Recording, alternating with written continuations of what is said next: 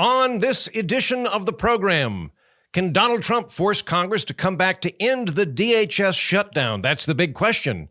$4 per gallon gas on the way? And Riley Blanton joins us to discuss why the military community is very rosy on what's happening in Iran and no one else is. That's all coming up. The following is brought to you by Just Another Pilot.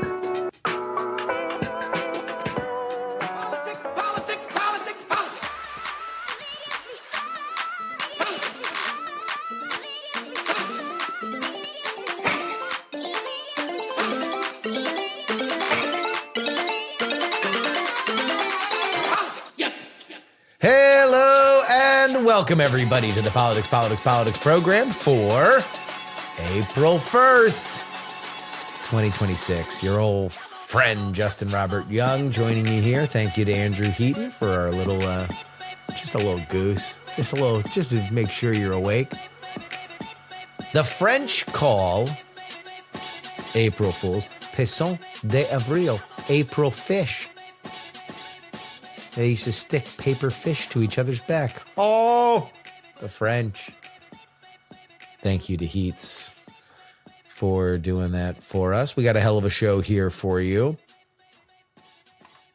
Does Donald Trump have the constitutional authority to bring the Senate back before their 2-week recess is over so they can finally solve the Department of Homeland Security shutdown?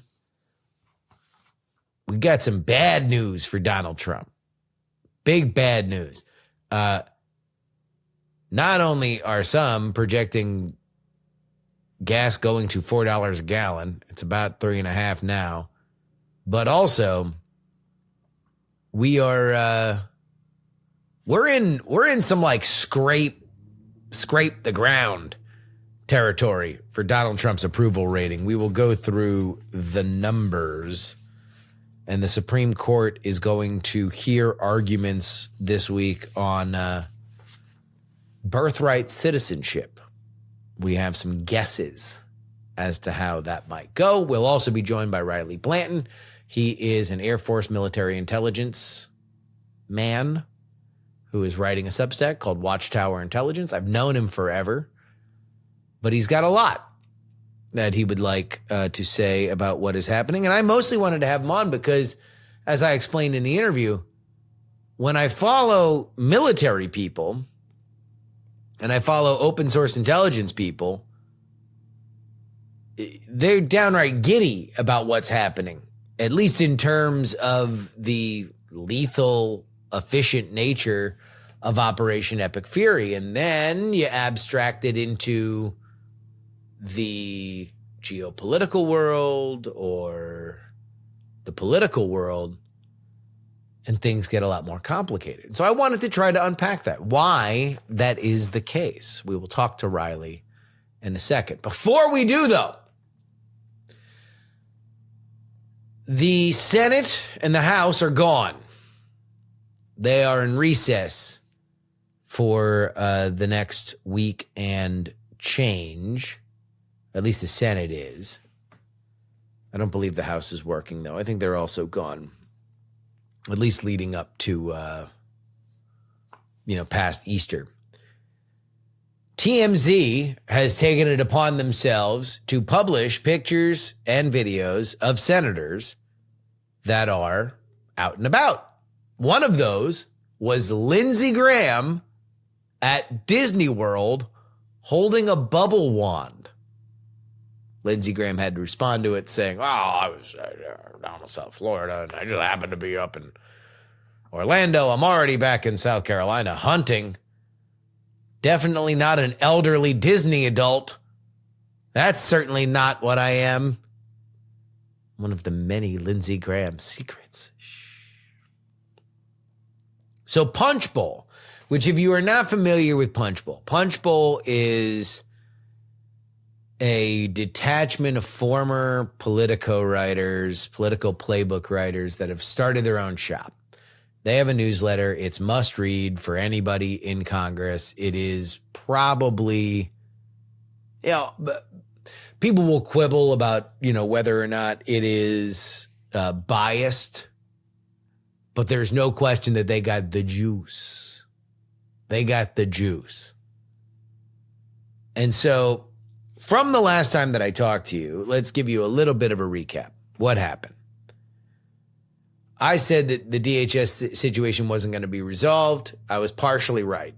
The Senate, in the dead of night on Friday, approved by unanimous consent, meaning that nobody had to actually put their name on a vote, to go forward with a compromise wherein all of DHS would be funded except for ICE and CPB. That was then sent to the House.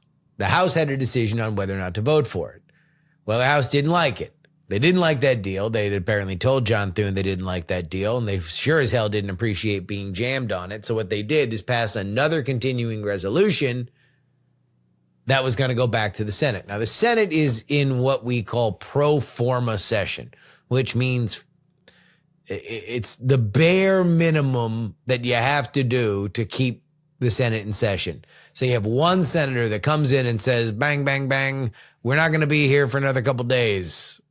Deedly-doo, right? Like, that's pretty much it. Theoretically, a senator could have come to the floor and said, I want to put up for unanimous consent what was passed in the House. So they could end the shutdown like that. That's not the kind of stuff that happens in the Senate because it's very clubby. Nobody wants to be embarrassed. Nobody wants to have to come back to work. So everybody agrees that you're going to keep this the way that it is, which means that DHS continues to be shut down. Now, there's a little bit of a change to it because Trump on Thursday night put out an executive order saying that he was going to use money from the One Big Beautiful Bill to pay TSA's back pay. That is in the hopes that TSA people are lured back to the airports and that they will be able to lessen some of the lines. You've seen some paychecks apparently did go out yesterday, starting on Monday. So that is good. It appears that President Trump has been able to get people paid. But it's not a permanent solution. It's a stopgap solution. And so now Mike Johnson, some members of the Republican caucus in the Senate, and President Trump have said that the Senate needs to come back. They need to come back.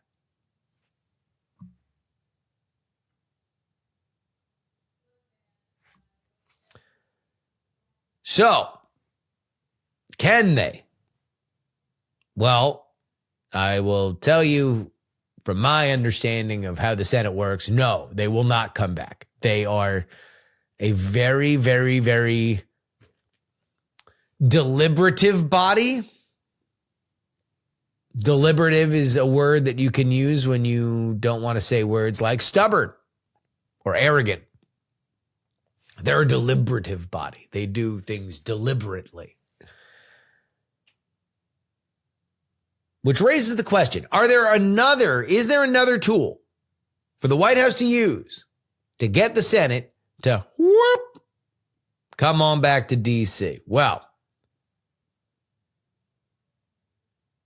there is a theory that in the Constitution, specifically Article 2, Section 3, this is posited by Punchbowl on Tuesday, allows the president to convene Congress on extraordinary occasions. The executive branch, in a 1989 memo by Bill Barr, man with quite the history himself, interprets this power very broadly. Essentially, that the president can do it for any time or any reason. Earlier legal opinions suggest that the key test is whether or not an extraordinary occasion requires Congress to be in session. Congress has always pushed back, arguing that the president shouldn't control its schedule because it has institutional independence. The Supreme Court of the United States has ruled that the Senate has broad authority to determine its own schedule, notably in a 2014 case. But the current complication is that technically Congress is still in session. The bottom line, according to Punch Bowls, the president has some authority, but its limits are unclear and politically contested.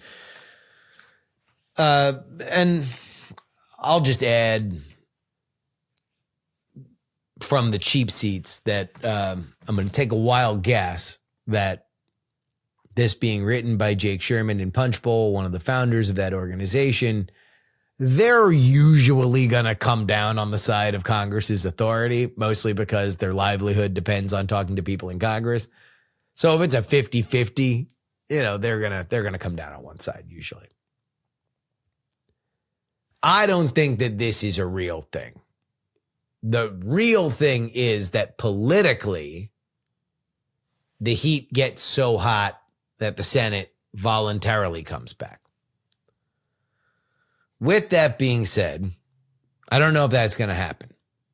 The catalyst to all of this were TSA lines. So what I would be very interested to see is what the TSA lines are from now until the weekend. Because you do have a very big travel weekend that is happening. It is the Holy Week. As I record this, it's Tuesday, the day of teaching and debate by Jesus in Jerusalem. Monday, he flipped the money changers' tables. Wednesday, Judas sells him out. And then Thursday, you have the Last Supper. For whatever reason, I've been fixated on Holy Week this week. But that means that hippity-hoppity Easter's on its way. Sunday is when you see a lot of people that are visiting families, including my mom. My mom's going to be in town on Thursday through the Easter weekend. If TSA is a disaster, I would say starting today, Wednesday, Thursday, Friday. If TSA is a disaster those days, or you see a situation like what happened in Baltimore where people weren't able to make their flights. They showed up at 3:00 in the morning. They didn't get in there until like noon. If you see stuff like that happen, the heat's going to get really hot.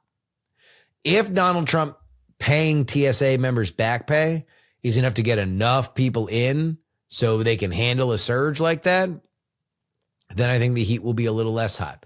This is just a continued lesson for Republicans. They don't know how to handle shutdowns. The Democrats perfected the shutdown strategy.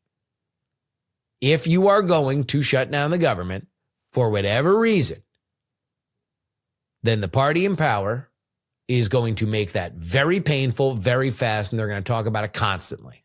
That you are obstructionist, you are babies, you don't want democracy to actually run its course. You want to get what you want, and you're going to stamp your feet and be really, really mad about it. And you're going to cost innocent people, innocent government employees, their paychecks. You're going to hurt real American families because you can't get things done yourself. You got to go outside the rules. You got to take your ball and go home. Republicans have not been able to do that for Democrats, and they have lost the plot on this a few times. I would like to shout out our friend Gabe Fleischer of Wake Up to Politics, who, by the way, got the new media slot at the press conference, the official press conference, the White House Correspondents' press conference. Got the first question and all. Our boy, Gabe Fleischer. We love to see it. He wrote a thing about this that, this is a quintessentially congressional problem, and it's only been getting worse, these shutdowns. And I agree. Now that both parties are totally untethered from being able to do it, I think we're going to see them constantly. The only thing I would say that he missed was that, we also have this world where the media turns the blame arrow left and right, depending on whatever happens. We're so deep into this that I don't have much belly for it anymore. We have a complete breakdown of trust, and we have a lack of incentives to work together. The Democrats were doing this from the very beginning because they're terrified of their base and they want their base to believe that they continue fighting. They also wanted to leave town, which is why they agreed to do whatever unanimous consent shenanigans with the Republicans right before they left. Okay. The Republicans, meanwhile, can't get on the same page. Thune can't get on the same page with Johnson, or else when they pulled that shenanigans, Johnson would have been able to hammer it through. He wasn't. So now Johnson jams Thune and Trump comes in over the top and backs Johnson.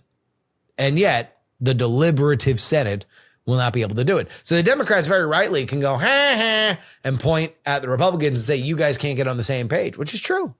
They can't. And meanwhile, the Department of Homeland Security suffers. Everybody who works there, except for a few differences that the OMB decides. Like, for example, Secret Service is a part of the Department of Homeland Security. All of the law enforcement officers still get paid, but everybody else there doesn't. DHS is a huge organization. It's massive. And in another world, we might be talking about, wait a minute, why did we create this gigantic behemoth? Oh, post 9/11, we wanted everybody to work together. Now you have this gigantic thing that can be shut down for political reasons. Oy, oy, oy, oy, oy. If I'm betting, I bet that there's enough TSA goodwill that we don't have the meltdowns and that everybody stays out of DC for the amount of time that they want to, mostly because this is not the only issue that people are dealing with. We're going to spend the rest of this episode talking about Iran, right? And that's going to be the biggest thing that people are thinking of. That being said, if the line gets long at TSA, if mom and grandma and granddaughter and everybody else isn't able to hop down that bunny trail and be with their family for Easter, ooh, baby, we're going to have to break a few eggs if that is the case.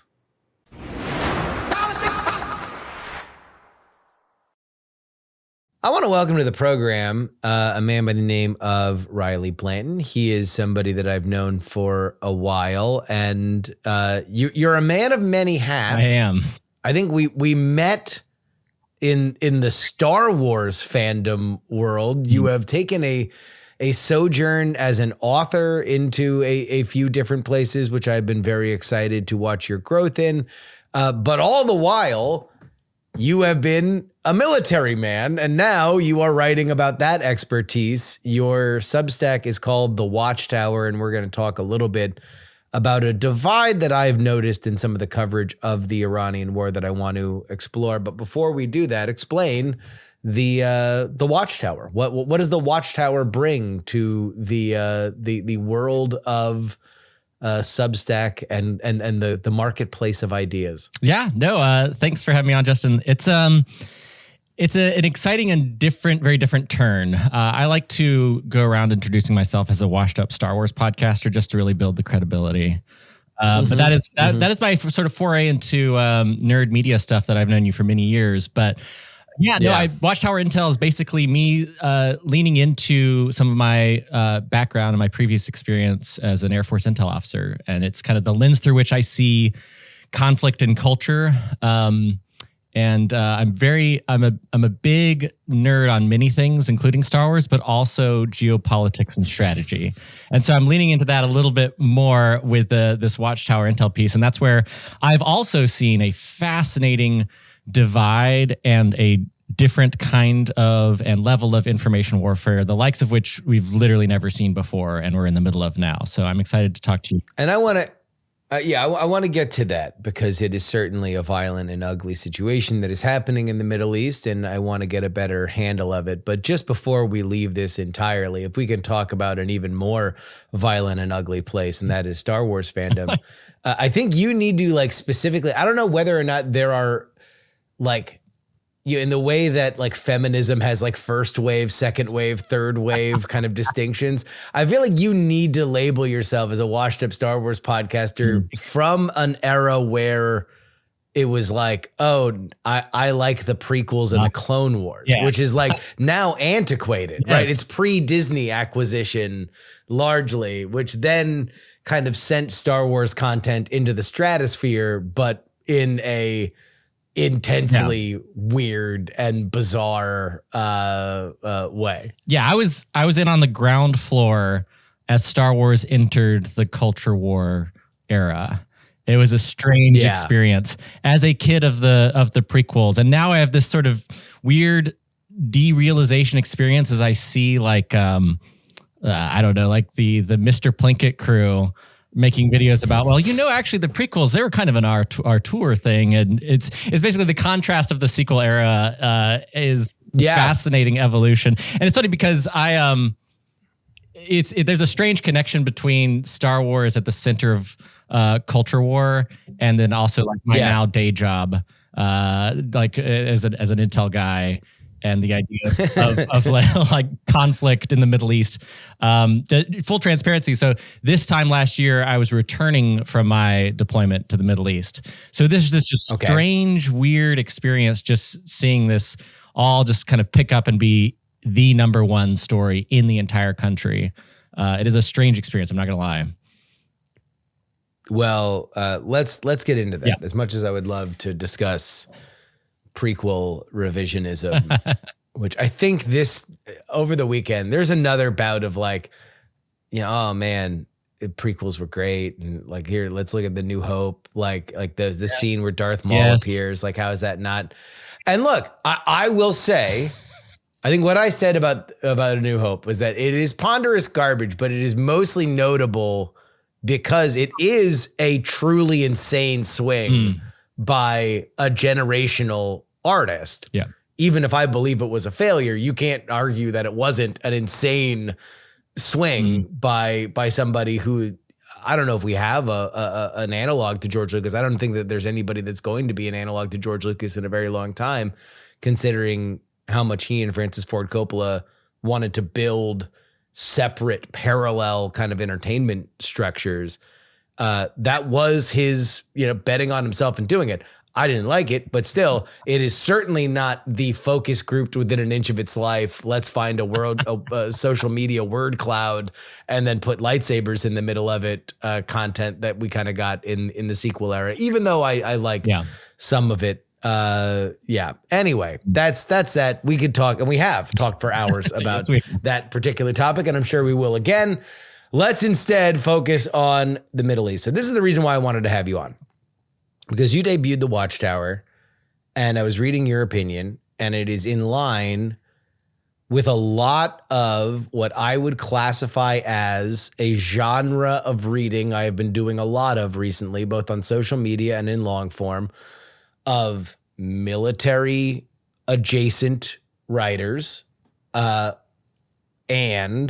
I mean like recent people that have been in the military or are like contracting with the military, but also are able to write a Substack, and open source Signals social media pages that all tell one almost universal story. They are all singing out of the same hymnal, to use a religious analogy on Holy Week.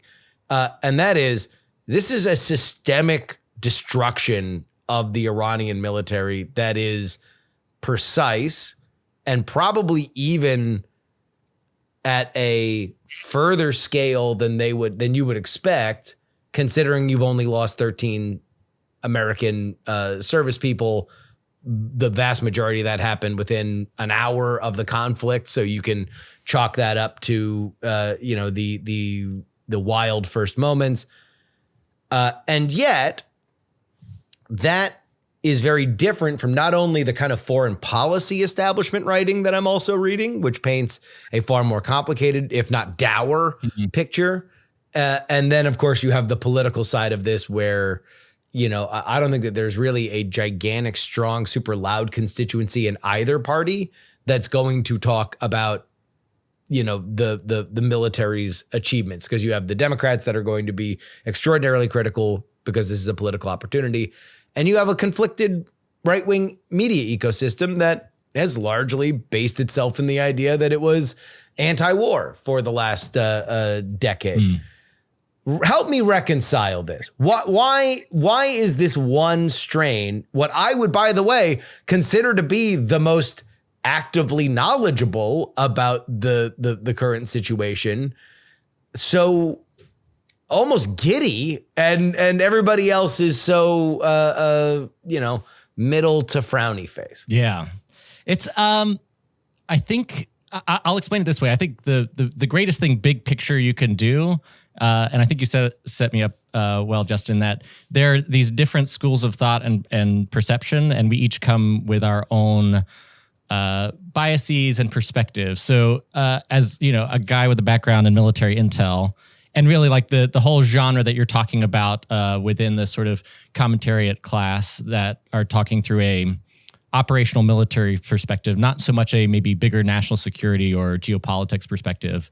That is me. That is my background. I've like operational planning is a thing, and that's the framework that I would understand it, because any military planners think in terms of any major conflict based on an operational plan or no plan. And for any potential major conflict, they sit on the shelf. And so planners, all the branches, military, Air Force, Navy, all of our intelligence agencies, everyone contributes to any contingency or option that the president would want to have. That's the whole job. And that, I would say, broadly speaking, is the lens through which this commentary class, of which I would wrap myself a part of. I am part of that bias. So accept my perspective. That is the background that we're thinking. Because when you think of an operational plan, it's bi-phase with very clear military objectives. So when you hear Marco Rubio, or when you hear Secretary of War, like Pete Hegseth, he just did another press conference this morning, continually reiterate the same broad operational objectives over and over and over and over again. Yeah. It's not only part of that information environment of trying to cut through to communicate what the Department of War's objectives are. That's how the thinking is done. So the conventional military targets that we have seen systemically destroyed, degraded, pick your adjective, those are right in line with what a military operational plan would be targeting, to roll back all the military capabilities of the regime. So if you look at it through the lens of how do you degrade and destroy the conventional military capabilities of the Ayatollah, and degrade the command and control of the entire regime in a military operation, this is how you do it. And that's the lens through which you see the press conferences with that General Kane and the CENTCOM commander, Admiral Cooper. That's the language that they're speaking, and the lens through which the military is thinking about operational success or not. What I talked about in my first piece is, I think, the unfortunate broad conflation of other geopolitical objectives, or even other military objectives that could be branched into or become essentially, and I'll put on my nerd hat for a second, in the planning world, we call them branch and sequel plans. As contingencies evolve, you'll have additional plans on the shelf that branch out or are sequels once objectives are met. And that's separate from the primary operational plan that we're seeing executed when we talk about Secretary Hegseth saying this morning, hey, we're accomplishing in a matter of weeks what we thought would take months. And I think that's fair and accurate to say within the context of the military operational objectives. So one of the big things that happened, we're recording this Tuesday morning, that happened Monday night Pacific time. So I guess that would have been in the very wee hours of the morning, local Iranian time, was what looked to be one of the, if you've ever seen when there's an accident, when a fireworks, like a big fireworks thing, like for 4th of July or something like that, when periodically something will go wrong and the entire barge will light on fire and all the fireworks will kind of go off at once and in crazy places. It was that times 100, because I can't imagine where some of this video was being shot from, but it looks like tens of miles away. And what follows was one of the craziest cluster explosions I've ever seen. Was that explained during the Hegseth the Hegseth press conference, or was that referred to? They didn't explicitly talk to it, although they did talk about, and then the IDF released additional footage this morning of strikes in Tehran in the capital. That footage, at least on open source, has been confirmed to be in Esfahan and a likely ammunitions depot. In the business, we call it a cook-off. It's basically it's just a pile of ammunition or stockpile of some kind. Just me, a layman's eyes, is seeing the like the black smoke, some kind of petrol or oil or some kind of additional fuel. There's a lot of very flammable stuff piled in one location. And this is Esfahan is like of the three preeminent nuclear development sites in Iran. Esfahan is one of the three. And so an ammunition storage depot for the conventional Iranian military, it makes perfect sense that would be one of the locations further inside the interior. It's a demonstration, again, of the level of rapid dynamic intelligence. And this is something that Secretary Hegseth talked to this morning, how quickly we are able to dynamically find and fix targets. That has been something that we've never seen operationally before, and it's just the level of technology and command and control that the United States have had. So that's what has facilitated the now over 11,000 targets that have been prosecuted. But I think it's important to recognize, like my perspective on it, and it's just that I don't represent the Air Force or your government. No, but it's an illustration. A target like this is going to be. The regime is going to do everything they can to preserve whatever remaining stockpiles of any munitions, ballistic missiles, drones that they have remaining to continue to keep the security threat environment complicated. And so the reason you see the president tweeting the video of it, or Truth Socialing, I guess, the video of it, is to demonstrate that we will continue to find and destroy those stockpiles as they become smaller and smaller, and then continue to call out the statistics of the reduction in launches on the missiles and drones primarily. What has made this go faster than one would have expected? Why has it been, no matter how many Lego videos are tweeted out by Iranian state media, and there is truth to the idea that there has been a lot of missile damage and a lot of drone damage at American bases around the region. I have heard through the grapevine that our radar system is not probably what we would have ideally liked it to be. And yet, there's only 13 dead Americans. I don't think that we'd really be able to hide if there were more. There might be more complications in terms of some of the plane damage that happened, but it doesn't seem like they have a lot of interior defense. Is that the reason why things have just kind of, moved along in terms of the ability for the United States to degrade their military capacity? Yes. So two reasons. I think the first one is previous Israeli and American operations, to include Midnight Hammer, have already severely degraded their air defense networks already. And so that would have been an initial challenge that would have been built into any kind of operational planning that was at least, it's not a non-factor, certainly less of a factor.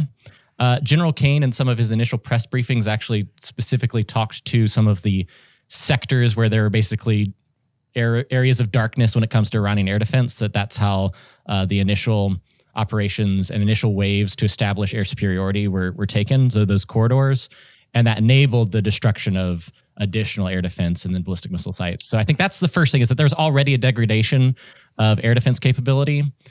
But then I really think that you can't say enough about the the extremeness, if I would make up a word, just the insane level of combined firepower in the opening 24 hours on Iranian leadership, command and control. Not just punching through the air defense to get into the interior of the country and strike some of these high value targets, but the fact that they were so successful with initial top level leadership, that would have destroyed Iran's ability to quickly disseminate command and control down to the lower levels for what capabilities remain. And I'd say we're seeing now with the now much more occasional reduced capability, we are seeing limited, either desperate, asymmetric, and even sometimes precision strikes. That's what we saw in the case of Prince Sultan Air Base in Saudi Arabia with the E-3 AWACS Sentry. So that's command and control plane, very high value asset, but one that an Iranian missile was able to impact. There's pictures all over social media. So you can see those targets of our opportunity, and that cost is there. And that's often like in the information space, the examples that any limited success is what enables the Iranian regime to at least continue to show that they're in the fight to some degree. That has been a really fascinating part of this, is that, and you know, I talked about it a few weeks ago as like kind of the rise again of kind of very explicit yellow journalism, because we have this very, very, very potent information war. But part of the reason why the rumors of Netanyahu being dead and and more specifically, not even just him being dead, the idea that all of the videos with him in it were AI, was an important thing for Iran, because they need to sell the idea that the only reason why you're not seeing more death and destruction throughout Israel, more death and destruction throughout these traitor neighboring countries of theirs, is because it's being suppressed. And if it weren't being suppressed, you're being lied to, essentially. You, the West, are being lied to. This is going way worse for everybody than you would be led to believe. And the problem with that is that if you are watching this in real time, you know, we know if you're paying attention, and I'm not even down to like the Chinese telegrams that are, you know, telegram channels that are like showing the various different pictures, but like I'm just following the people that follow that stuff. Like, you know exactly. Like I knew when Prince Sultan Air Base was hit, like within an hour of it, it was up on, you know, satellite pictures and what American assets were lost. At the same time, it does appear that, you know, at least militarily, this is something that is, you know, shredding the Iranians. The question then becomes, well, what happens afterward? And I guess that's where your expertise kind of ends. And so from your perspective, you're like, look, we're finding the targets. We're hitting the targets. The targets go boom. We don't think the targets are getting back up again. That's that. And then from there is the foreign policy question, and then the political question on top of that of like, well, what does this change? How does this move forward from here? You know, it's almost sort of like the use of the American military in the Middle East has been controversial and at many times ineffective over the course of several generations. You know, there's such a sensitivity, and it's right in the center of politics. I'm less interested in that, other than to say I think the larger political debate and the larger thing that I think leadership is required to communicate, and you'll even see the way General Kane and Admiral Cooper talk, even though they're talking about military operational terms, really the fundamental question, and I honestly, Justin, be curious your perspective. It's a political will, and like it's a communications issue in the era of information warfare. That is to say, like, can you, in my case, as a member of the military, like, to what degree does the American military protect our national security interests by having bases throughout the Middle East to enable counterterrorism operations? That's like the big fundamental questions. Is it a good or bad thing? And this is literally a war that's playing out on X right now, and you'll see, particularly on the right, it is this immense debate, and rightfully so. I very much understand why there's a skepticism of American interventionism, and I would even say sometimes unfair critique of imperialism. But it's worth stating that if you assume, and that's an if, you don't have to, I do. If you accept the premise that it is in the interests of the next few generations of Americans to have basing and access throughout the Middle East with our Gulf partners, then dealing with the previous and now I guess current Iranian regime, and that threat is always going to be the fundamental question. And so if nothing else, the complete degradation of some of those Iranian conventional military capabilities completely changes the geopolitical environment moving forward. So you're right, Justin. That is outside the purview of the conventional military and the Department of War. But man, has that environment totally changed in the last 32 days. We're going to speak to Jason Levin, who is literally runs a company called Meme Lord Tech, but is very much built in the world of memes. And I will make the point there, as I've made the point in previous episodes. This is an information war that is largely being fought for the Iranian Islamic Republic's own survival in the oil markets. That's where they cannot compete in air superiority. Look, they can launch missiles into refineries. They can launch missiles into air bases. They can launch missiles into civilian populations.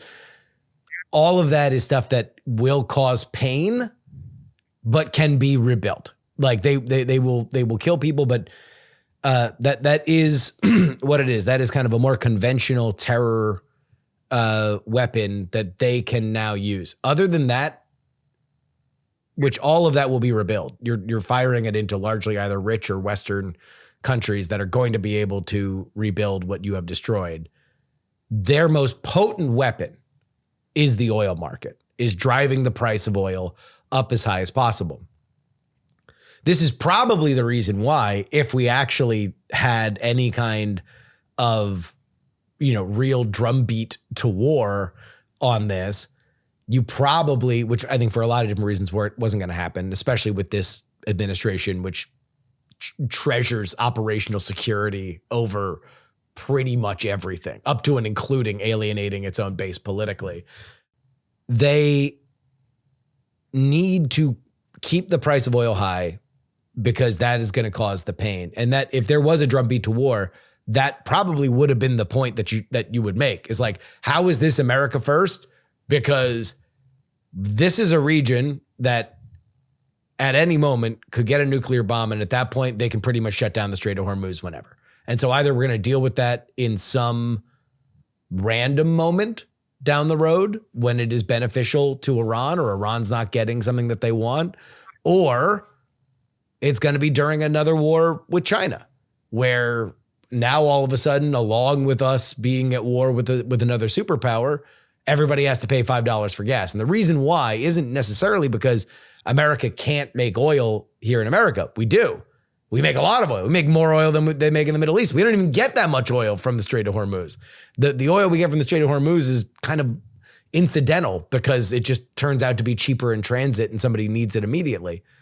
What is the reality of oil is that it's a globally traded commodity. So if it goes up in South Korea, which it is right now, it goes up in America because everybody's selling into the same world market.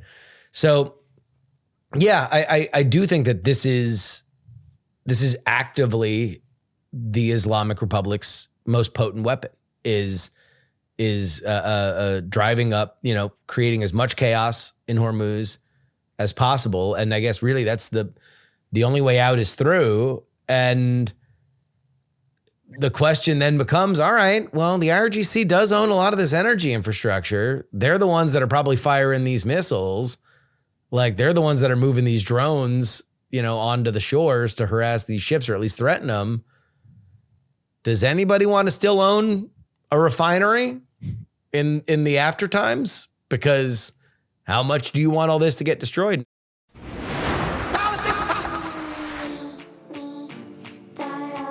This is your update, brought to you by TakePoliticsSeriously.com. It's where you need to go if you want to get 2 bonus episodes of this show. And I'll tell you what, there's enough news to justify it.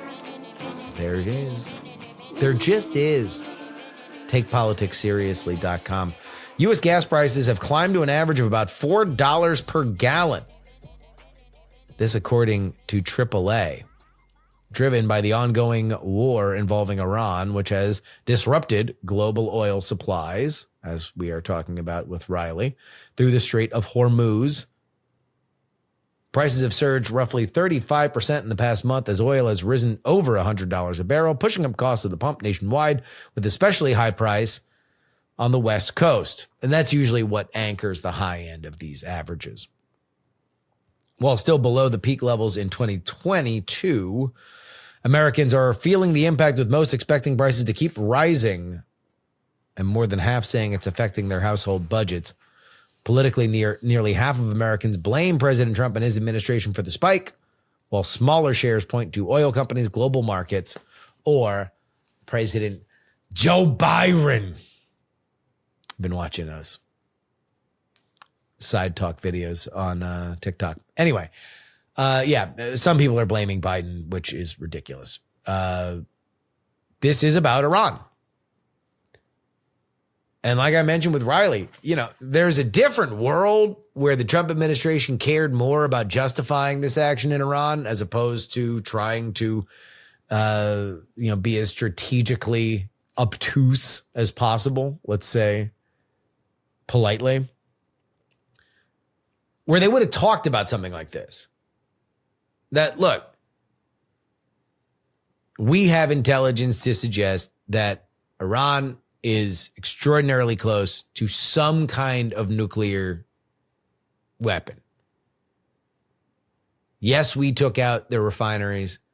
We believe we cannot know for sure whether or not this is going to happen. We have allies in the region that also believe this and know that they need to have a stable partner. And part of the reason that it affects you is that at any time, Iran can shut down the Strait of Hormuz. And Iran would say, no, we'll never do it. It's like, well, look, they can. They have in the past, and they can. When that happens, it doesn't matter that America produces more oil than the Gulf region, which we do. It matters because oil is a globally traded commodity. And your price at the pump is going to go up. So either we deal with this now or we deal with this later. And it looks like the region is trying to deal with it now. There's no way we can be a bystander in this. If we want to have bases in the Middle East, if we want to be involved in that region, and I think we do, then there's no way that we can't be involved here. And so that's what we're doing. But that would require them to actually kind of pre-roll this, which they didn't. And there's a political cost to be paid, which brings us to our next story. Donald Trump's poll numbers are bad. That's bad meaning bad, not bad meaning good. All right? Like, pew, sad whistle noise, bad. Let me just give you the last 5 polls here. I'm just going to name Donald Trump's approval rating according to Real Clear Politics. Qantas Insights has him at 42. Harvard Harris has him at 43. Daily Mail has him at 46. That's the rosiest. Rasmussen has him at 44, and The Economist has him at 39. If you're in the 30s, it's not good. Okay? That means that Donald Trump's Real Clear Politics approval rating aggregate is 41.3. If he's in the mid 40s, you're okay. If he's in the high 40s, things are going great. If we look at our modern polarization politics, if you can sniff 50, I consider it a win in the modern era. If you're in the 30s, that means that you're seeing serious erosion. Nate Silver of his Silver Bulletin Substack makes the case that in his aggregate, he's got him in the 30s. And there are only a few things that he's even close to 50% on.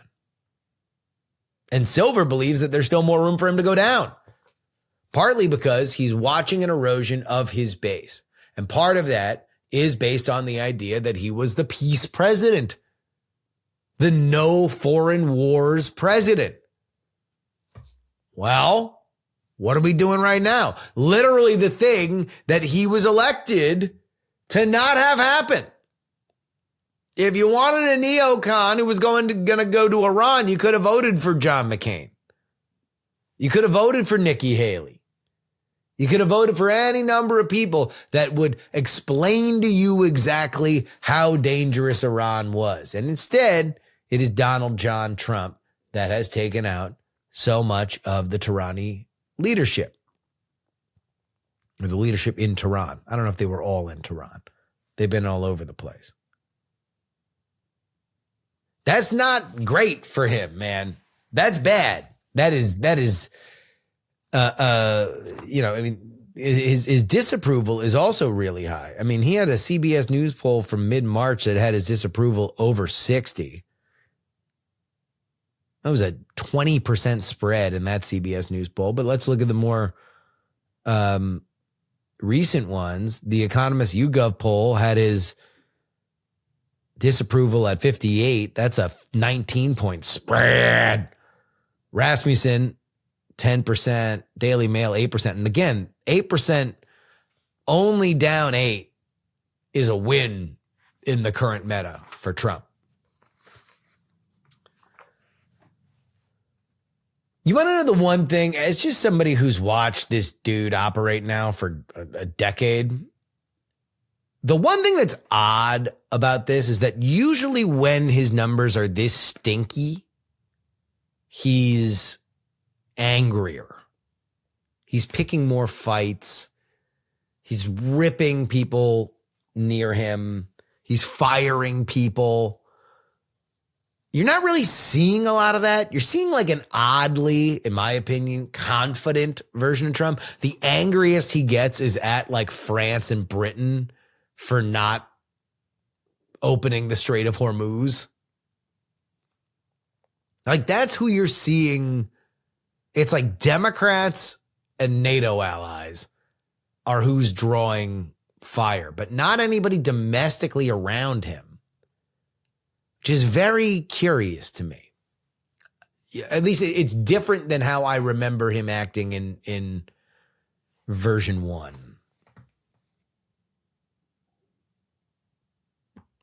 And finally, the Supreme Court is considering Trump's efforts to restrict birthright citizenship this week. They are hearing arguments. Although there is now speculation that it may avoid ruling directly on the Constitution and instead decide this case based on federal law from 1940. While most attention is focused on whether Trump's policy violates the 14th Amendment citizenship clause, particularly the meaning of, quote, subject to the jurisdiction thereof, the court could sidestep that broader question by finding the policy conflicts with a longstanding statute that uses nearly identical language. Challengers argue that even if the Constitution were interpreted more narrowly, the 1940 law reflects the original, broader understanding of citizenship and still blocks Trump's order. The administration counters that statute should be interpreted in line with the Constitution's true meaning, not outdated assumption. A ruling based on the statute would invalidate the policy without settling the constitutional debate, potentially leaving Congress to act if it wants to change the law through past legislative efforts who have struggled to gain traction. Okay, so all of this is about birthright citizenship. If you come to America and you are pregnant, and you have a baby, no matter your citizenship status, that baby is in Uncle Sam's busty bosom, held tightly. May they forever suckle upon our patriotic teat. Immigration critics have long argued that this is a ridiculous loophole in how we interpret the Constitution, that the 14th Amendment was put in to give citizenship to freed slaves and not to do something that is fairly unique in the world, and that is offer citizenship to anybody who is born in the country.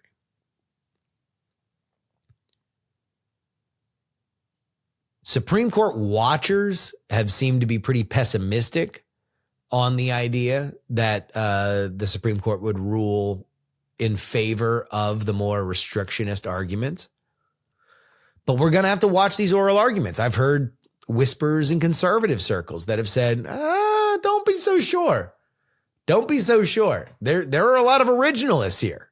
And if they review what the 14th Amendment originally aimed to do, then they might rule in favor of it. You know, this is like such a crazy administration for, I would say, I mean, this group has had a lot of names, but the kind of like Buchanan, paleo right, MAGA coalition. These are broadly understood to be people that are more restrictionist, more immigration limiting. I don't want to say anti-immigration, but they are immigration limiters and isolationist. Because there's nobody that has pushed the immigration argument further than Donald Trump. They have secured the money for a border wall. We'll see if it gets built. They have secured a lot of money for ICE. We'll see how many people are deported. But certainly it is higher from the interior than we've seen in our lifetimes. I don't buy the Obama deported more. Obama listed people at the border, coming to the border as deportations, and the border is closed. It is a ghost town. For all intents and purposes, it is shut. Something that, again, it's like for every Iran situation where you can understand that a lot of, the peace president, no more foreign wars in the Middle East, and then we're going to war in Iran. We're going to have boots on the ground in Iran. Whoa! That's like blow your hair back hypocritical. Then you got situations like this, where it's like, okay, the border's closed and Trump has given that immigration limiting argument the Supreme Court airing that some folks have asked for decades. You know, Ann Coulter built an entire career in part on this, on saying the Supreme Court needs to argue this particular part of the Constitution. It is just like, it is a trick or treat grab bag for those folks with this administration, man. It is wild. That's your update. TakePoliticsSeriously.com, where you need to go if you want to get 2 bonus episodes of this show. Let's get back to Riley.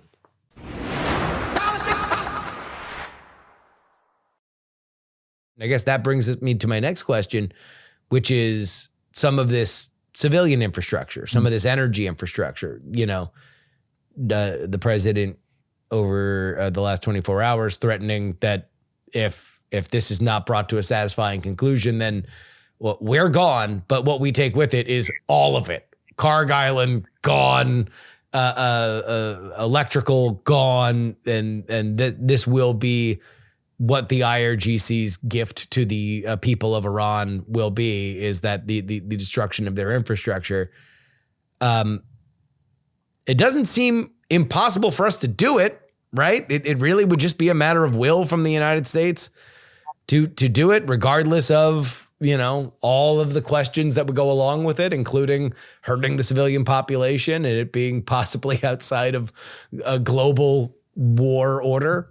You know, Justin, it's a really good question. I will defer to my other collaboration, Geeky Stoics. I will put on my philosopher hat for a brief moment. Okay. I think rather than, because here's the trap. The trap is to obsess over the rhetorical battle on some of these options that have been mentioned by the president and then in and amongst the commentariat class. And know this from a philosophical perspective.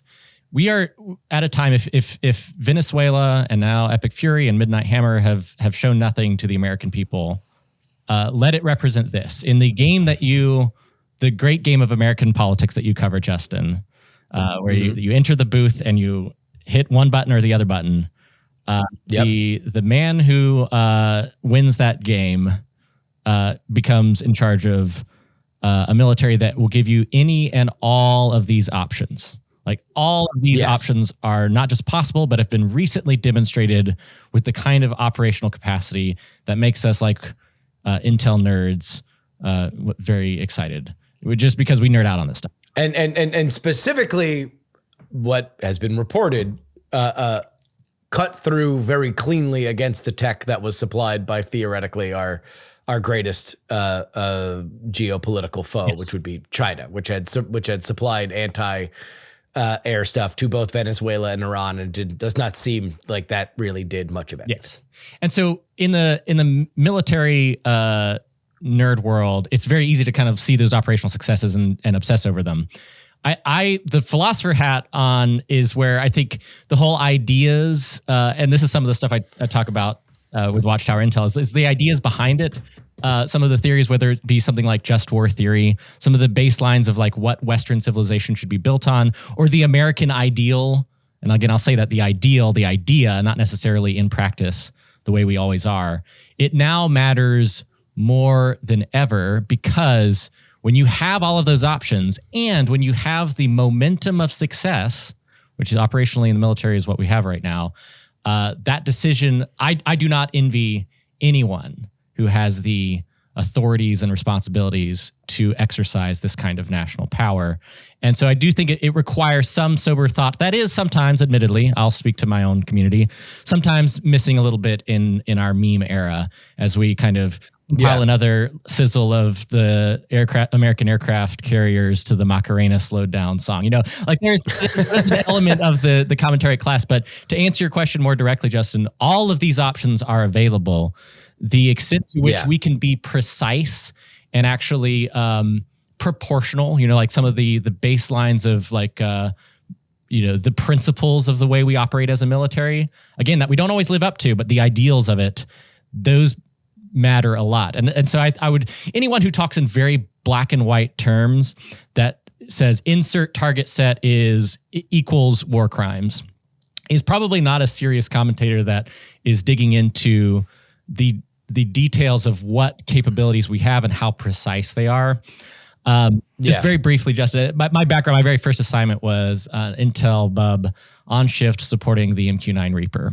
A primary weapon of the MQ-9 is the Hellfire.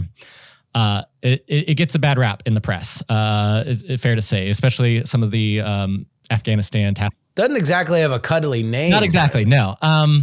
But I will say it is one of the most precise weapons in history, and it has been used with deadly accuracy to remove some very bad men from this world.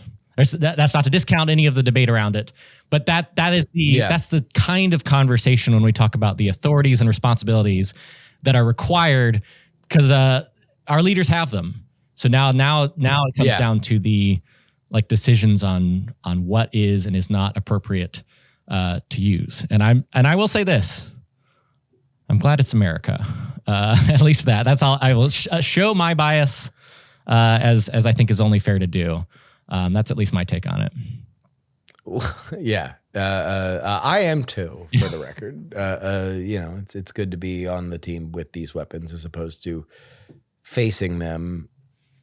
How much of an operational problem is Hormuz from your point of view? Oh, remarkable. It is extraordinary. It's hundreds of miles of coastline that is probably some of the hardest to secure in the world. The central largest naval base that Iran has is Bandar Abbas. Not to say nothing of Kesh Island and Abu Musa and some of the other capabilities. Like the amount of bristling weaponry planted in this area of the coastline, no matter how effective, a near perfect air campaign cannot remove all of the threats. We're seeing that, and that's why commercial ships are unwilling to transit the strait. But to actually effectively secure it is a remarkable operational and tactical problem set. It's an option. You see a phrase, Secretary Rubio has said this multiple times in the last few days. He uses the phrase optionality, maximum optionality, which I wasn't sure. I had to Google. I was like, is that a word? I'm not sure. And so, but that's exactly what when we talk about what is or isn't on the table. Like all of these are feasible options. So when we say that the problem with it is that you only need one drone, you only need one missile. Hell, you probably don't even need either. You probably just need an official to go on Iranian television or put up on Twitter, we're going to blow up ships in Hormuz, don't go. And that's enough to spook the insurers, right? Yeah, absolutely. And so there has to be, I guess, let me lay out my sense of it. You tell me where I'm wrong from a casual point of view. The solutions are either the very hard military version, which is, I guess we do our best to go up and down the coast and find anybody that could be coming in there. That's going to be really hard in a drone era where you're not exactly bringing gigantic missiles, or a lot of these missiles are small enough that you can launch off the back of a truck bed. So that's hard, but you can certainly put in the effort to at least possibly give a bit of a security blanket to the insurers, or you can make a deal with whoever is in charge of the people that would be going down there and shooting the missiles and the drones and say, don't do that. And for whatever reason, they're going to agree. Is there a third way that I'm not thinking of, that this kind of gets resolved? There is. Oh, hold on. Wait, no. I did think of it there, because this is the other thing that happened during the 88 conflict. Yeah. Was eventually you just start escorting tankers. So there is some military that says, okay, you're going to fly our flags. We're going to go next to you. If you get hit, this is now an act of war against this country. And so that is a deterrent for the forces on the shore. That would be the third one. Yeah. None of these options are clean or easy. They would all enormously challenging, way more so than the air campaign that we're seeing. Yeah. And war is ugly, but like island seizure is some of the ugliest forms of it, or even, coastal seizure. So when we see, and there's a lot of speculation around like the USS Tripoli, the 31st MEU that just arrived in theater. Like some of these capabilities would be associated with some of these options, potentially.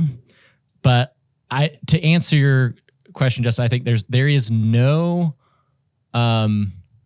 easy button. There's certainly the best case scenarios involve some of the most complicated military problem sets in history. And so it's and it's not just there's a long history of the Strait of Hormuz, like when I believe it's like in the 1600s when it was seized from Portugal by the Shahs. Like it has been a focal point and bargaining chip throughout history and always will be. And so I think any of the operational problems that you have options, whether it be seizing coastline, seizing key terrain amongst islands. There are versions that would be more in depth and less in depth, riskier and less risky. There is just like escorting ships through. That is something that the U.S. military has done many times previously. And then also you look at the Bab al-Mandab Strait between Djibouti and Yemen. Similar problem set. The Houthis less capable, but often threatening commercial shipping in that same lane. Yeah. Similar options have been exercised, both airstrikes, but also escort. So that it becomes a much longer term problem set than the operational plan surrounding this air campaign that we are now about a little over a month into. One of the things that you hear from the non-military commentariat class is, and specifically those who are very critical of the war, is that there was no plan to secure the Strait of Hormuz. And this was a tremendous operational blunder, despite the fact, like you pointed out, going all the way back to the 1600s. Everybody knows this is going to be a problem. Yeah. People know, despite the fact that I was 5 when this happened, this exact situation happened in 88 with the Iran-Iraq war, that the United States was very much involved in. So it's not like we don't have a sense of this. From my cursory research, it doesn't it's not like we accidentally left the barn door open. Like, it's just a very, very, very hard thing to do. If the Iranians are determined to harass ships, it's hard for anybody to stop them, right? No, absolutely. It in this information warfare space and era, it is at best gross ignorance to just say there was no plan. Now, it's always challenging, and that's not to discount the complexity of the strategic environment that we're in, but there's a plan for everything. I earlier I mentioned the idea of O plans, branch plans, sequel plans. Like they're war games. There are whole staffs that look at every detail, every piece of terrain, every building, every inch of coastline. There are plans for everything. But to your point, there are immense risks and costs associated, in American blood with each of these plans. And the people who, and if there's one, I'd say maybe important takeaway from this, the people who are responsible for being on these planning teams, of which I have been before, take it very, very seriously. But it doesn't remove how complicated it is, and also the awesome responsibility of anyone choosing to exercise those plans. Yeah.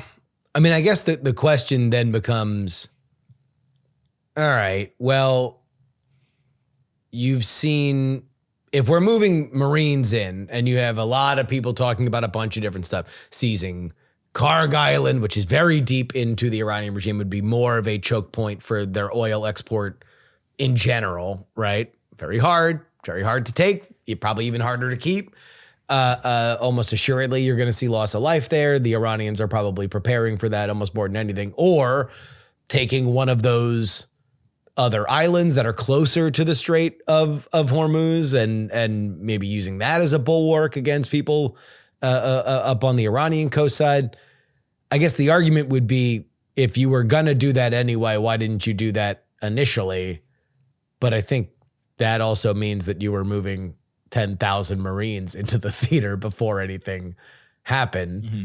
I mean, it's not like we didn't move all of our other firepower. So like it might not have been the craziest thing in the world, but when you look at that from like an operational point of view militarily, is that realistic, or is that just kind of the equivalent of when people are like, well, why didn't the cop just shoot him in the leg? It's like, it's just not, it's like a thing that happens in movies and not in real life. Yeah. I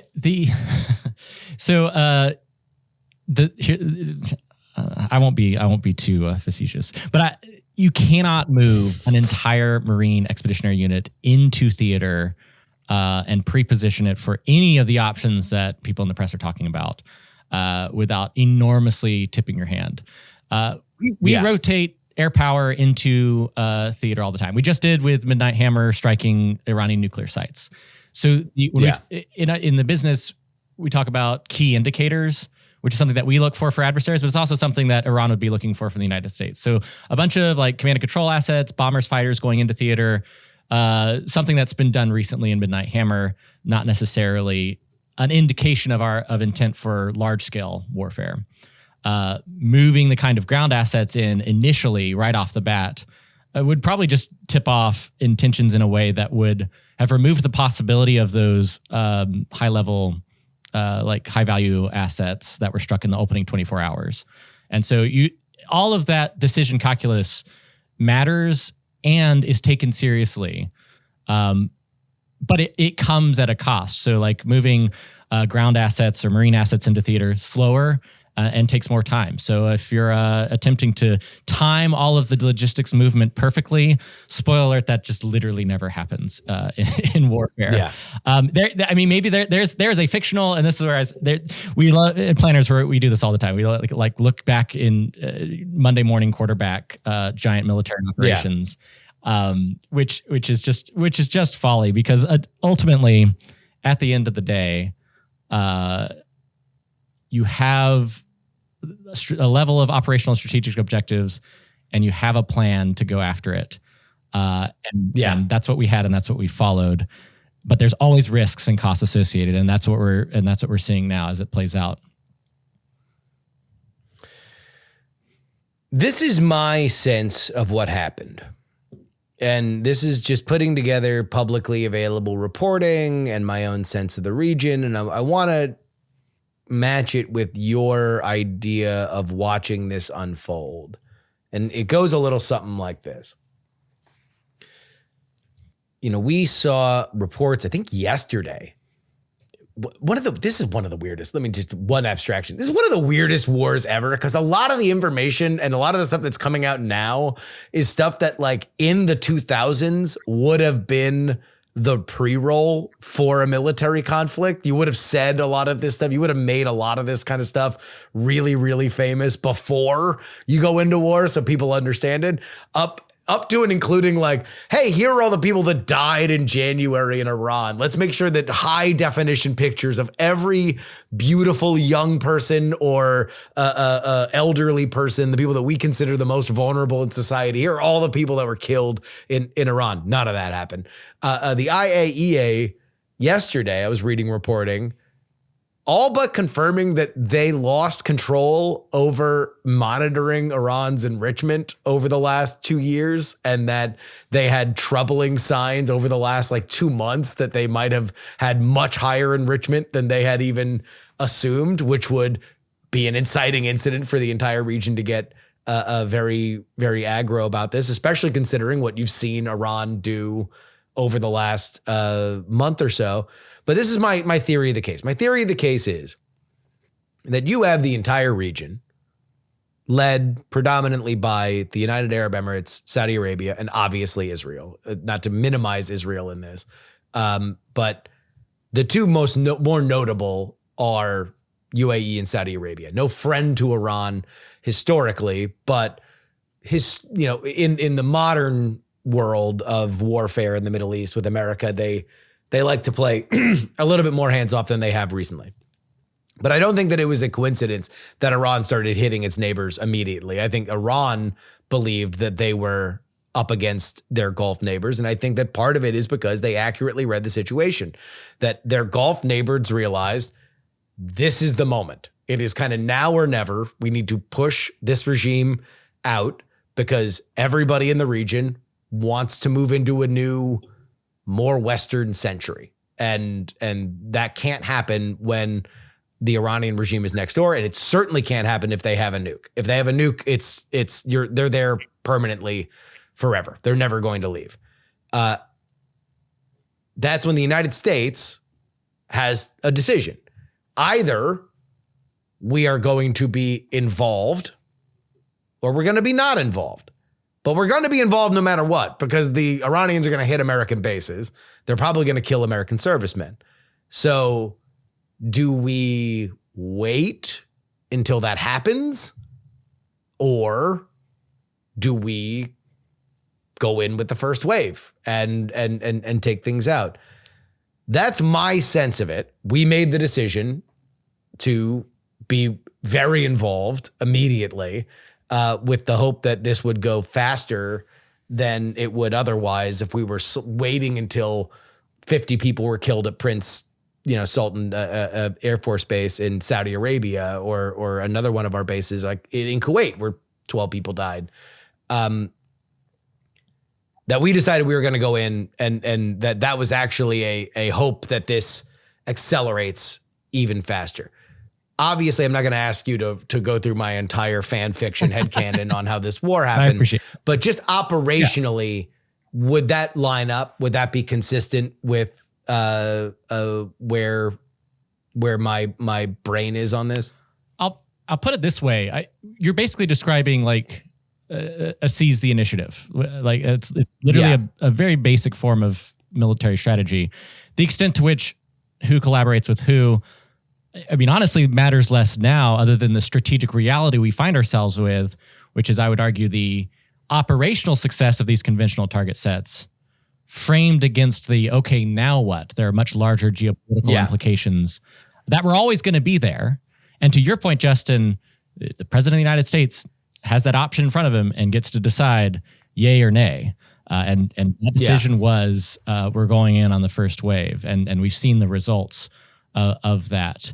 It absolutely lines up with that principle, and I think that's it's worth asking yourself, and I say proverbially like yourself broadly, but even for us in the military community, when we think about how we engage in strategy, to what degree seizing the opportunity or preemptive operations are effective. And I think we've learned that lesson here. Like we've seen the operational effectiveness of that decision.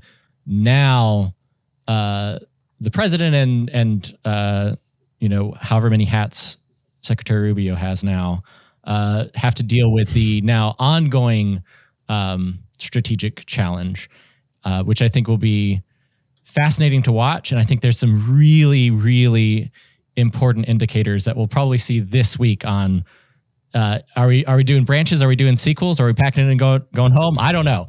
Listen, my day job now is I just like teach leadership in a classroom. I have windows in my building. I write about this stuff on Substack. I've joined that crew. I'm one of those people now. But that is the reality that, of the gravity that's faced with the next step, because you can acknowledge how effectively initiative was seized and how effective the decapitation of senior officials and the rolling back of all these conventional capabilities, and all of that can be good, and I argue is a very good thing in the interest of the United States, and it still doesn't deal with a lot of these other long-term problems that continue to be, and we're always going to be there. But I will say this: Iran's the regime's, or I guess maybe the previous regime's, ability to hide behind a much more capable conventional military has been all but destroyed. And so that is the reality that we have when we essentially have to deal with what's next. Yeah, it's hard because I try to pride myself on not straying too far beyond things that I know more about. I think it is a disease of the modern internet pundit that we have this very strange expertise that sort of morphs into the exact thing that is being talked about currently. So I don't want to pretend that I'm a military expert. I don't want to pretend that I'm an expert on the Middle East. But just having followed this, when we talk about, if we left today, let's say we teleported out, right? Scotty, beam me up. We're going to be in Star Trek instead of Star Wars. Let's say we just, that happens. 2 seconds. What is Iran now? I think it's a drastically different country than it was before. And we have this sense that like Iran is Hamas or something like that, which is essentially kind of an entrenched street gang that runs a portion of land. Iran's a country of 90 million people. They now have had a tremendous attrition of leadership. And no matter what the ideological bent of that leadership is, they're going to have a tremendous charge. If we just left immediately, they're going to have a tremendous charge to re-wrangle their country. They're going to have a tremendous charge to figure out exactly how they're going to get their economy going, because things weren't going great before. I can't imagine that now that they have a gigantic bill to rebuild the infrastructure of their country, let alone the military of their country, let alone satisfy the bill that they paid for proxies around the region, that's going to be an easy square to circle. There's probably going to be a lot of very hungry, very unpaid, very angry people that are going to want things different. So I don't know. Again, it's like, I don't know what that means. I don't know if that means there's a color revolution where all of a sudden a bunch of Iranians are running out of their house like the kids from Weapons and tearing apart the IRGC, like the witch at the end of that movie, spoilers. But like, or if it just is what it is. It's a very similar thing to what has happened. And eventually the new supreme leader wakes up. Like, that's the other thing. I don't know, this is beyond the military thing, but like, I don't know what it means that they made a dude in a coma their supreme leader.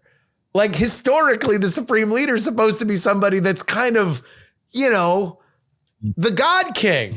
Like, what happens? I mean, to say nothing of the other intelligence estimates of the man's personal life, he seems to be without his legs in a coma. Like, that's what people kind of agree right now, is that he's not functional. Elsewise, he would have been in a video by now to talk to his people. I don't know what that means. So I don't know. I think there's so many unanswered questions. And to your point, looking at the information warfare of this, it's just hard to square. It's hard to just find, in war in general, it's hard to find truth because, as I've said a million times, nobody's incentivized to tell you the truth. Everybody's incentivized to lie to you because their duty is to winning and not to informing the hoi polloi. But this one is even stranger because I think the stakes are so very high. I guess this will be my last question to you. As somebody who did surveil intelligence for the region for a long time, and you're very familiar with this regime, my thought has been, both militarily, socially, and politically, a reformed Iranian regime. And I don't even mean like it becomes, a Western country. It doesn't become Turkey. It goes from Maoist China to modern China, right? Like that would be the biggest geopolitical development since the fall of the Soviet Union. Do you think that that's hyperbole?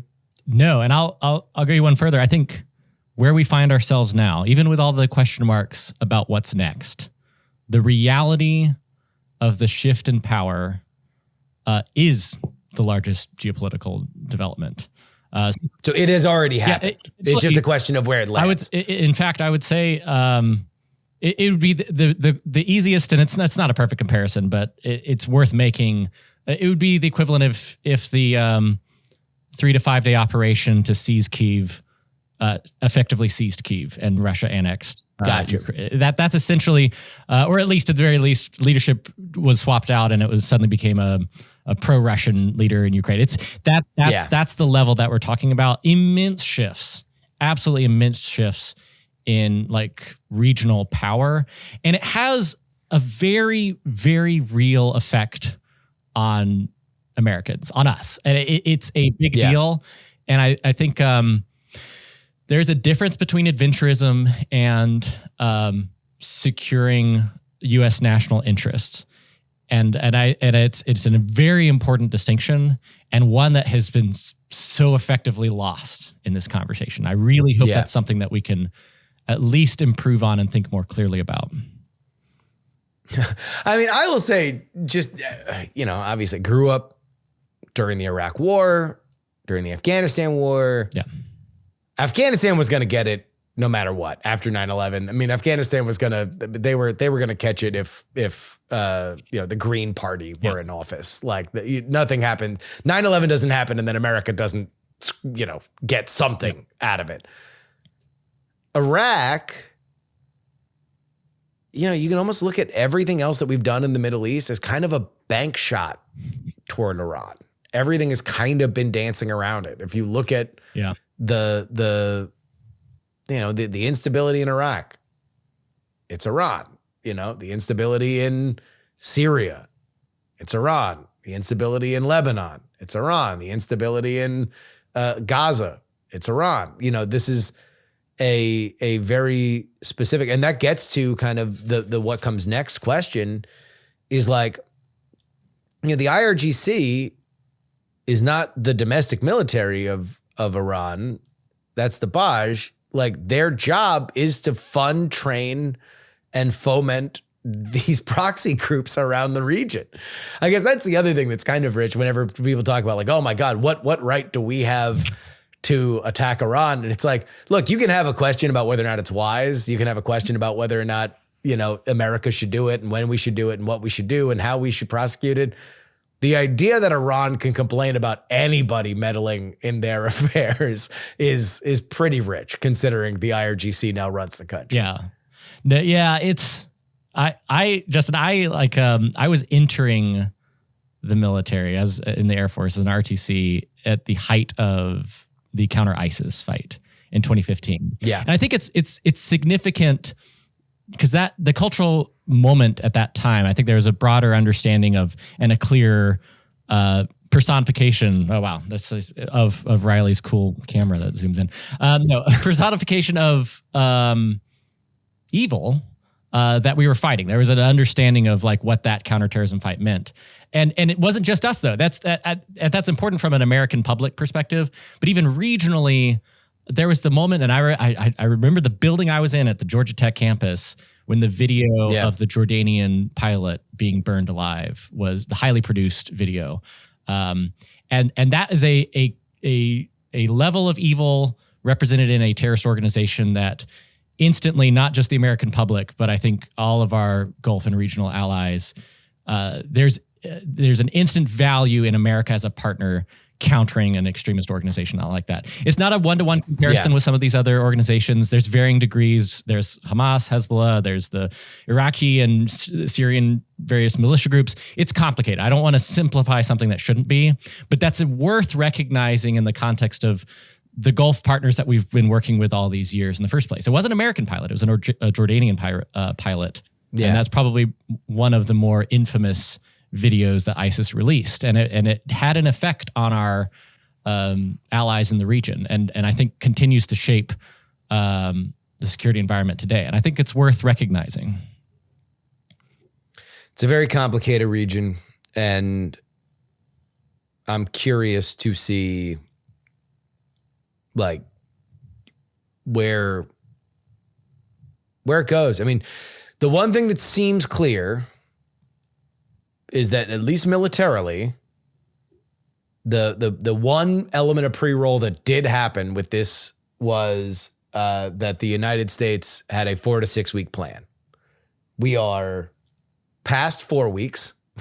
We are now into the outer end of that. It would not shock me if we are there for longer than 6 weeks. I would expect that we would be there for longer than 6 weeks, but it does seem like that was at least what we had marked out. What I don't know, what I think the greatest frustration of, at least to watch the president's True Social when he's not posting explosion videos,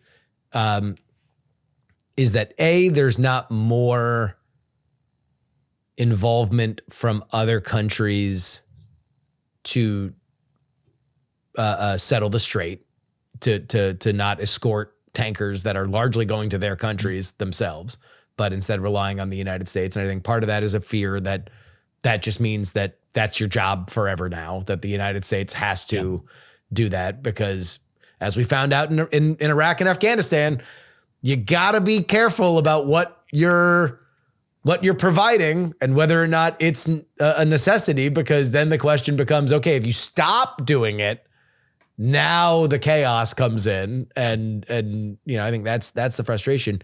But I'm really curious about the Gulf allies. I'm really curious about Saudi Arabia. I'm really curious about the UAE. I'm really curious about whether or not they more explicitly join this fight, and if so, when, and what their plan is, because they probably have more. They definitely have far more investment in securing the Strait of Hormuz than anybody else, and that goes before. My operating theory, at least with Saudi Arabia, is that Crown Prince bin Salman, he sees a new era. He sees a new region where Saudi Arabia is a leading player in a Middle East that is less jihad and more John Cena. This is a Western tilted. You got a Disney park coming to Abu Dhabi. It's a new era will arrive. I think that's what they want. Yeah. That they, if I'm, being honest, I think that bin Salman and some of the people in the UAE and Qatar, they look at it and say, we're going to be more Europe than Europe in 100 years. We're going to be Western leaning. We're going to be AI focused. We're going to be a technological power. We are going to be like a Silicon Valley that the European powers have choked out by way of regulation, and that's their future. And if that's their future, they can't have the Iranians with a nuke. That's incompatible. And I think I have the solution, Justin. It just came to me. I think if there's some sort of, when it comes to the idea of trade particularly, we just need a federation of states that can just blockade the key piece of terrain and prevent the terrorists on the planet of Naboo. Anyway, Exactly. No, I actually, I've had a friend of mine that sent me the same meme over and over again because as we're like monitoring the situation and wondering whether or not there's going to be a land invasion, it's just whenever there's something, it's like that line from Phantom Menace of like, there's a block in communication. It can mean only one thing, invasion. Yep. We made it back to Star Wars. Yep. We made it back to Star Wars. Where can people read the Watchtower? Yep. Watchtower Intel. It's on Substack. It's on YouTube to search for it. Thanks for having me on, Justin. It means a lot, especially like it's a little, it's new territory for me. And I appreciate you letting me come on and try to talk about very tough, sensitive issues, but that I'm very passionate about and have a lot of experience in. So it's a little less Newt Gunray, a little more nuclear weapons. But I'm just glad. I'm glad you're doing it, largely because I've made no secret that it has been very frustrating for me to follow this, and even people that have. I mean, just the information war is insane. Yeah. Like that, I'll sit with people that I consider to be very, very smart people, and they're following some of the same open source people that I am, but also following a different political sphere. And they come to me and they're like, so we're losing. And I'm like, no, we're not. I don't know. Maybe I'm wrong, but it's hard. It's hard to follow it. And so that's why I wanted to have you on, just to get a sense of all that. All right, everybody read Watchtower Intel. Thank you very much, Rob. Yep. Thanks, Justin.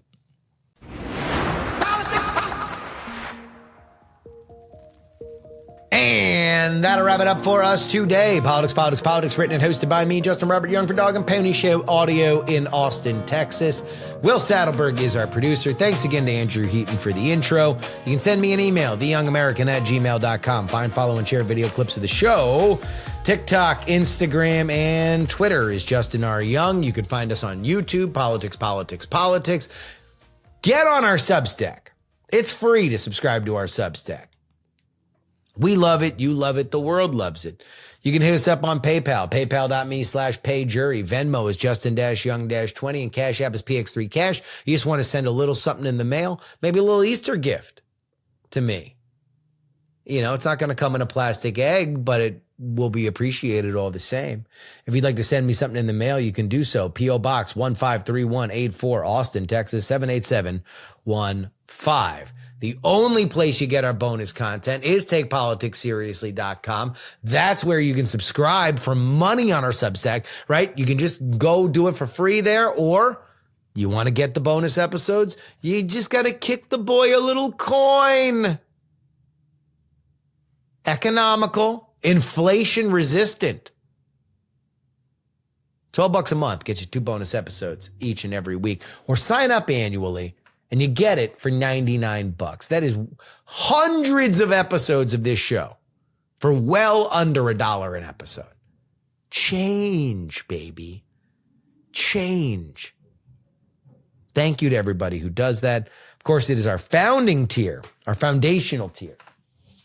They get your name read at the end of the show. If you're psychotic and you want to do that, we love you. Sonny Black, L3PO, Peepaw, Scott, Middle-Aged Mike, Tom, Nick, Sarah Jeannie, Jeremy, Pro Idiot, Chiller Tomatoes, Neil, Casey, oh yeah, it's Adam, AB Puppy, Dr. Whiskey, Fat Tony's PJs from New York, Will, The Borge B, Michael, Matt, DP4 Bongo, Andrew, Edwin, Sam, Andrew, Phil, Edison, Paul, Gloria Young, my mother, a dog named Checkers, Jerry, Trucker, John, and Berkeley, Stephen, followed, of course, by Zombie Doc. Thank you guys so much. You are my foundation. You are my Isaac Asimov's foundation. That's what you are to me.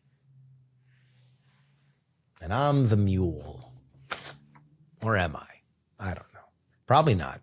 But then again, that's what the mule would say now, wouldn't it? On Friday's edition of the program, we're going to be joined by Jason Levin. Jason Levin is a very interesting character. He runs a site called Meme Lord Tech. It is a tracking service for hot memes that are sent to your phone so you can edit them and post them as they are at their most in demand. Now, you might think that that's a frivolous, ridiculous service. He disagrees. He believes that memes are the cornerstone of our modern communication, business, politics, and now in Iran, war. It's a fascinating conversation. I think you guys are going to love it. He is a strident young man. I had a great time talking to him. I think you guys are, everyone who's going to enjoy him is going to really enjoy him. People who don't like him, boy, are they not going to like him. But as you're going to hear in the podcast, that is the point. And it's on Friday. Until then, enjoy the Holy Week. A reminder, some shows talk about politics, others talk about politics, still more discuss politics, but this is the only show that dares discuss all three. Diamond Club hopes you have enjoyed this program. Dog and Pony Show audio.